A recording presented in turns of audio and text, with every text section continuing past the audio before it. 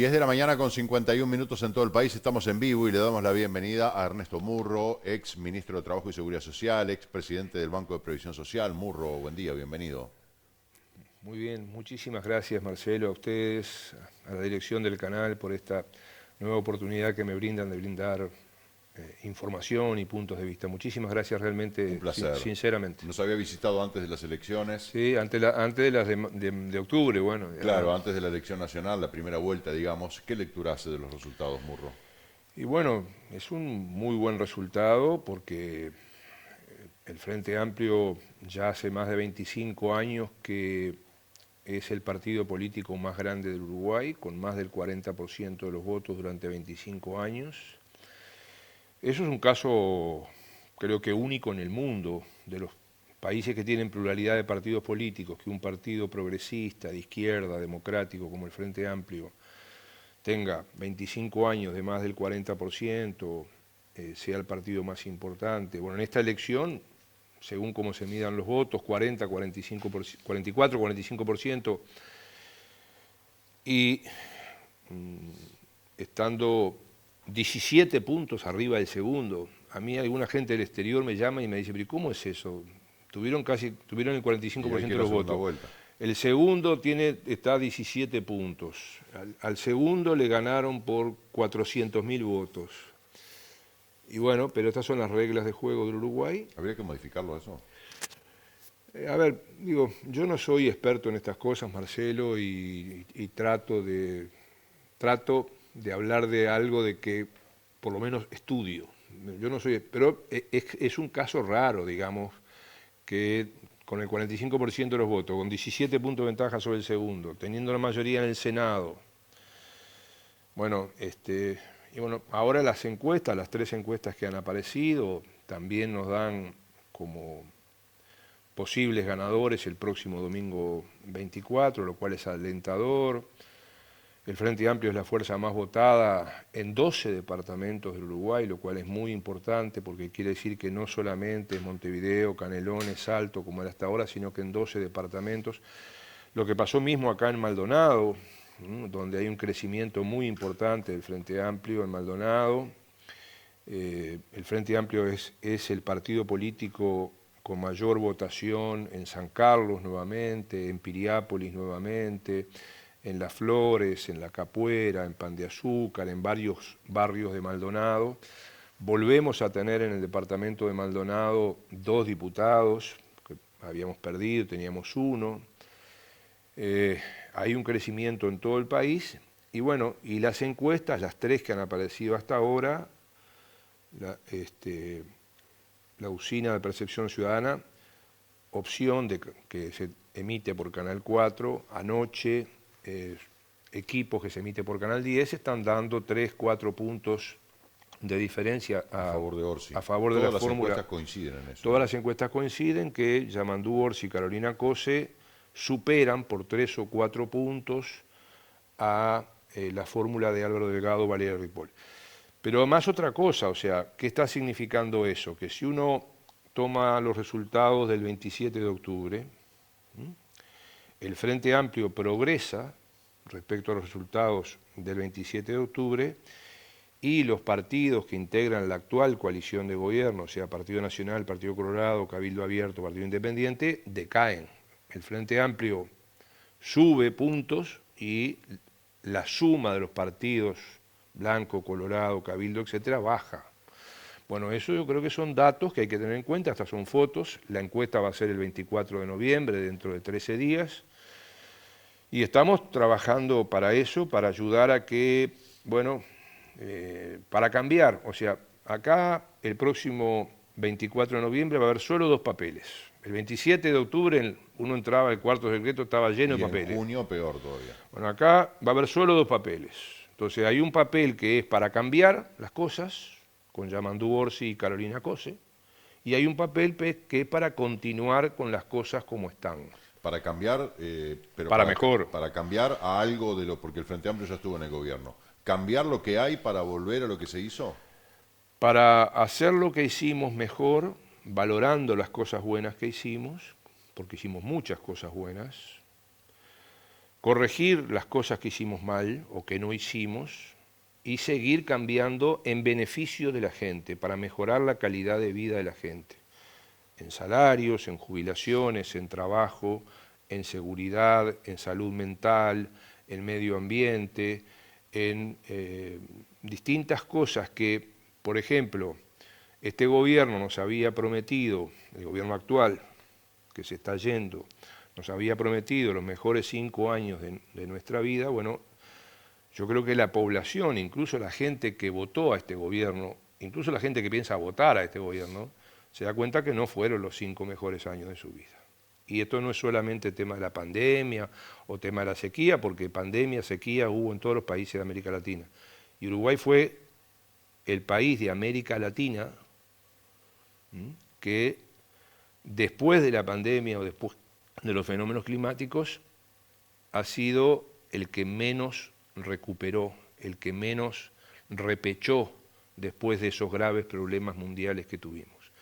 Entonces yo creo que no hay que echarle, porque cuando uno le echa la culpa a la pandemia, porque la pandemia existió, es cierto, la sequía existió, es cierto, pero cuando nos comparamos con otros países de América Latina, vemos que Uruguay, lamentablemente, por ejemplo, es el que menos creció económicamente, o es uno de los que menos creció económicamente. Cuando vemos el tema de los salarios cayeron. Lo que entra, la plata que entra al bolsillo de la gente por salarios y jubilaciones cayeron en 2020, 2021, 2022, 2023, ahora repechan. Bueno, sí, pero lo que se perdió, la panza para abajo, lo que se perdió, se perdió. Ahora empiezan a repechar justo en año electoral. Pero lo que se perdió, se perdió. Y eso no lo perdieron solamente las trabajadoras, trabajadores, jubilados, pensionistas, personas con discapacidad, sino que también lo perdió el pequeño comerciante, el feriante, el almacenero. Entonces, bueno, esas cosas hay que recuperarlas. El tema de la seguridad es un tema que estamos ante un grave problema. ¿Qué se comprobó? Bueno, que lo que este gobierno suponía que era facilísimo, porque todo era culpa de Bonomi, bueno, no fue tan fácil. Esto quiere decir que nos tenemos que poner de acuerdo en hacer cosas en serio por el tema de la seguridad, por el tema de la salud mental. Bueno, creo que ese tipo de cosas son las que nos llevan a invitar a la ciudadanía con el mayor respeto, invitar a la ciudadanía a votar este próximo 24 de noviembre la fórmula de Yamandú Orsi y Carolina Cose, porque es una fórmula para cambiar, no para seguir como estamos, no para empeorar como estamos. Acá se habían prometido muchas cosas, se había prometido que se iban a hacer 136 liceos, bueno, no se hicieron. Me dice la gente que sabe de esto que son menos de 10. Se iban a hacer 50.000 viviendas. Bueno, después la ministra que tuvo que renunciar dijo, no, era un deseo nomás. Pero no, eso estaba escrito. Entonces, bueno, este tipo de cosas creo que son las cosas que no deben pasar y que debemos votar para cambiar. ¿Para cambiar para qué? Para cambiar, para mejorar la calidad de vida de toda la gente, de los trabajadores, trabajadoras, pequeños empresarios, productores rurales, la gente que trabaja en este país, el que trabaja por cuenta propia, el turismo. O sea, a mí me llama mucho la atención que este gobierno haya agrandado tanto las tijeras y las haya afilado tanto para reducir hasta el turismo interno, el turismo social. Están las instalaciones, están los servicios públicos y privados de hotelería y de gastronomía para el turismo interno. ¿Por qué se redujo a la mitad? Porque era comprensible que cayera el turismo interno y el turismo social en la pandemia. ¿Por qué cae? ¿Por qué está bajo ahora? Bueno, eso por tijera, porque se le da menos oportunidades a la gente y eso es no solamente no cumplir con un derecho humano que es el turismo, y en particular para la gente de menores recursos, pero para toda la gente, sino además no se generaron las fuentes de trabajo que se podían haber generado. Murro, la reforma de la Seguridad Social no salió aprobada a pesar de haber tenido casi 1 millón de votos. Usted no ensobró la papeleta blanca, no estaba de acuerdo. Usted integró la comisión de expertos que trabajó en la redacción del proyecto final que terminó siendo aprobado y es la reforma de la Seguridad Social que tenemos.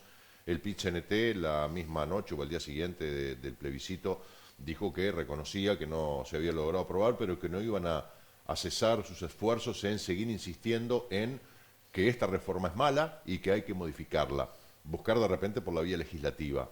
¿Qué temperatura cree usted que hay en la ciudadanía con este tema, que es un tema muy difícil de comprender, que es absolutamente personalizado porque es según la realidad de cada uno?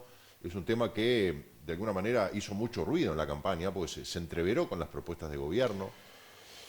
Marcelo, agradezco la pregunta y en mi vida, soy un hombre viejo, más allá de mis errores, grande. más allá de mis errores que los tengo, trato de ser coherente. En la entrevista pasada, que agradezco tanto como esta, yo dije algunas cosas respecto a esto. Dije, miren, a esa altura todavía no se había hecho el plebiscito. Ustedes lo deben de tener grabado esto. Yo dije, bueno, miren, pero si se vota como dicen las encuestas, y le emboqué, esa vez le emboqué. Dije, mire, si hay 900.000 votos, eso hay que tenerlo en cuenta, porque es mucha gente. Bueno, hubieron 940.000 votos a favor del plebiscito. Por lo que se vio cuando se iban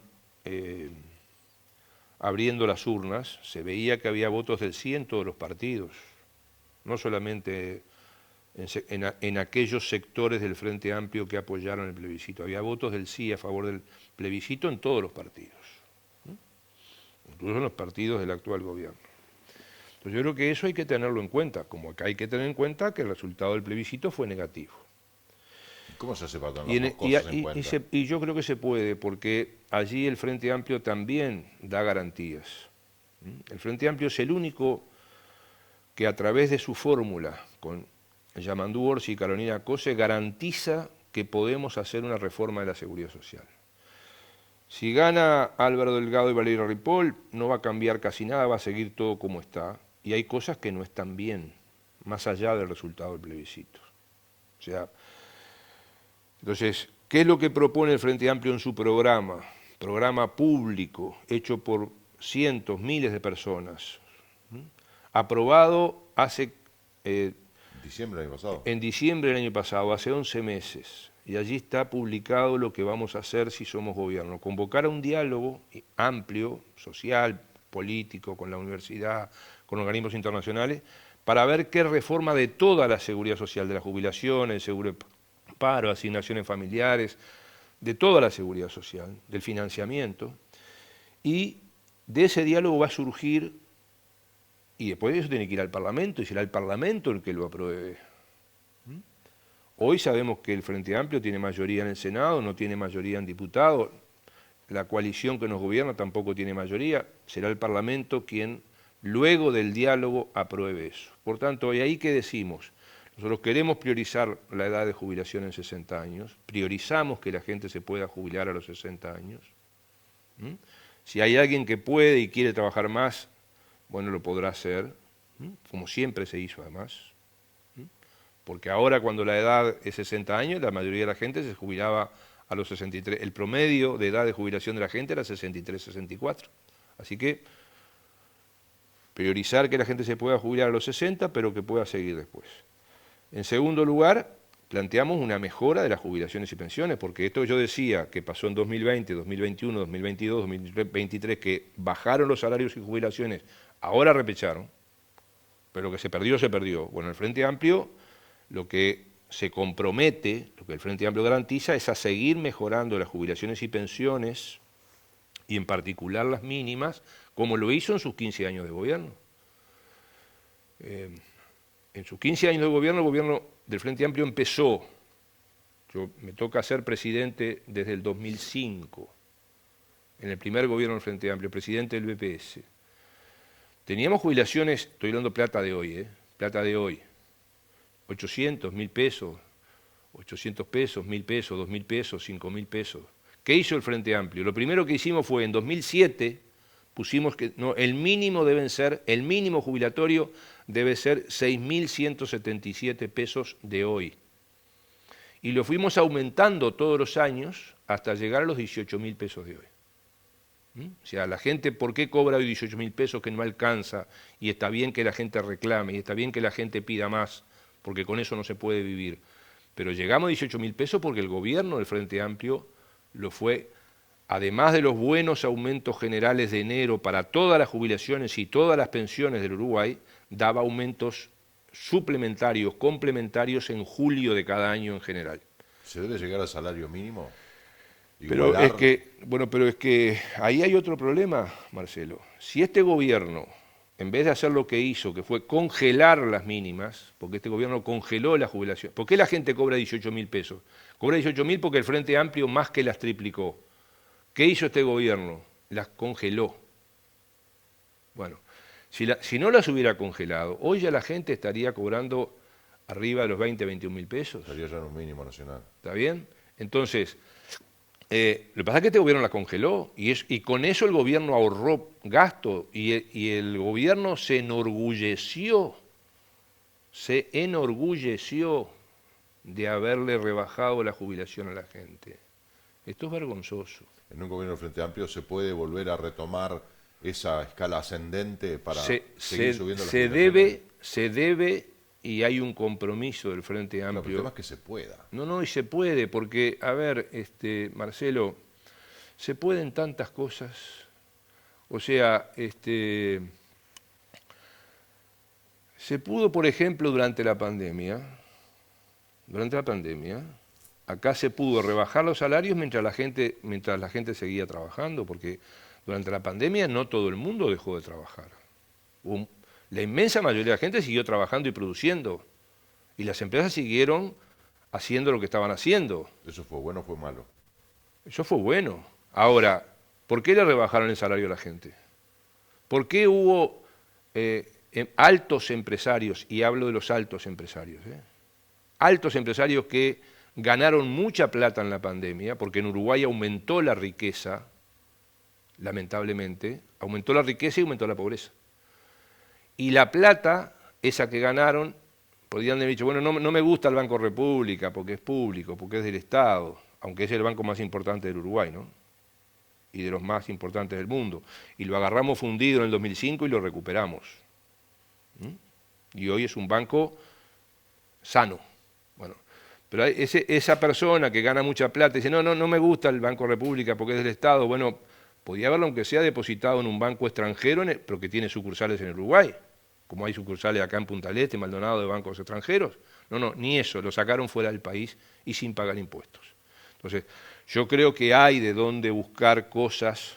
Esta fue una propuesta, por ejemplo, que hizo el querido compañero, lamentablemente fallecido, ministro Astori, que era ponerle un impuesto a quienes sacaban la plata del Uruguay y la depositaban en el exterior durante la pandemia. Entonces, bueno, esto muestra que hay cosas de dónde sacar, ¿está bien? Que hay lugares de donde... porque además a la gente no se la puede mantener en esta situación. Y lo otro que dice el programa del Frente Amplio es que es el programa y la fórmula se comprometen a llevarlo adelante, a través de un diálogo y a través de la resolución del Parlamento. Entonces, ¿cuál es la única posibilidad que hay de hacer una mejor seguridad social para el Uruguay? Es con la fórmula del Frente Amplio, porque con la fórmula de la coalición de gobierno, de Álvaro Delgado, Valeria Ripoll, va a seguir todo como está. Por tanto, la única posibilidad que hay, y teniendo en cuenta que el plebiscito perdió, pero que 940.000 personas votaron por cambiar las cosas, y eso es mucha gente, son, por ejemplo, 300.000 votos más que los que tuvo Álvaro Delgado. 300.000 votos más, casi un 50% más de votos que los que tuvo uno de los candidatos que va a disputar la presidencia el próximo 24. Por tanto, eso hay que tenerlo en cuenta, como hay que tener en cuenta, sin duda, el resultado del plebiscito. Lo mismo pasó con los estacionamientos nocturnos. No fue aprobado y hay casi 1 millón de personas que ensobraron la papeleta amarilla. Claro, ¿Cómo se le contempla ese casi 1 millón de ciudadanos? Y mire, y yo quiero ser muy respetuoso de las instituciones, de la Constitución y de los resultados.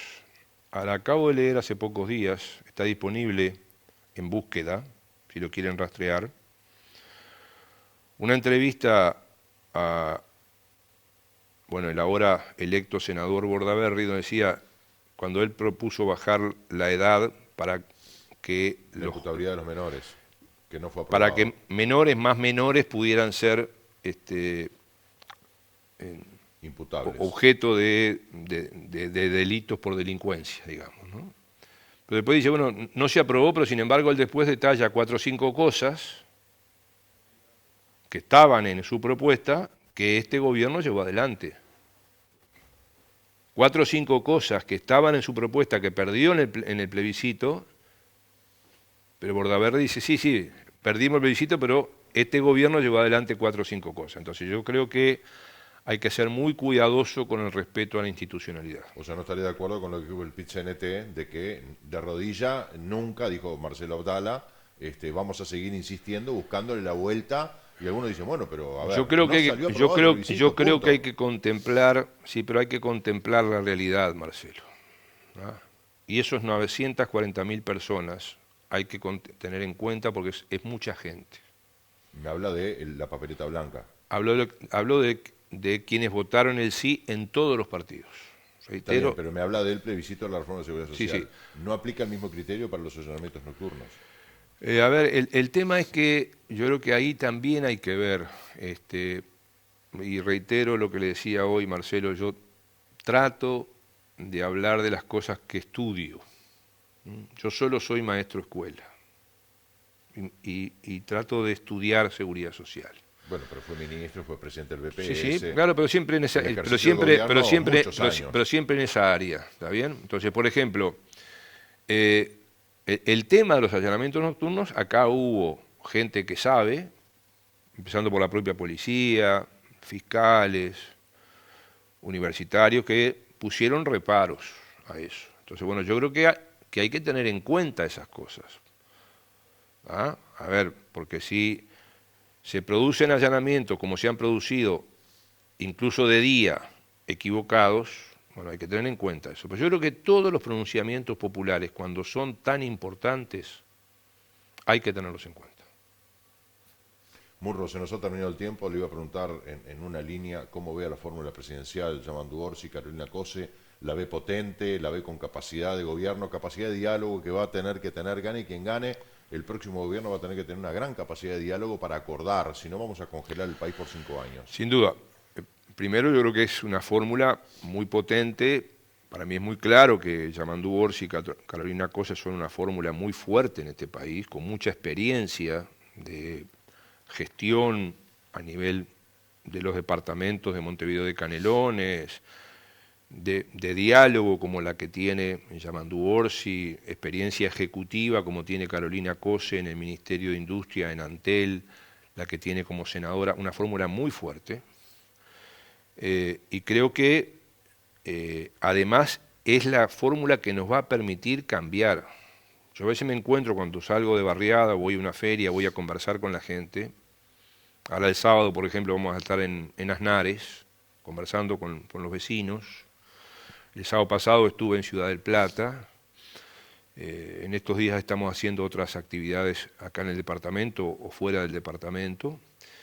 Y la gente dice, no, yo no aguanto más. Bueno, no, pero si no querés más esto, pienses lo que pienses, hayas votado a quien hayas votado. Bueno, la solución es el 24 de noviembre, dentro de 11 días, votar Yamandu Orsi y Carolina Cose para cambiar en beneficio de la gente. O sea, este gobierno tuvo una sinceridad que yo creo de la cual a esta altura debe estar arrepentido el señor presidente de la República.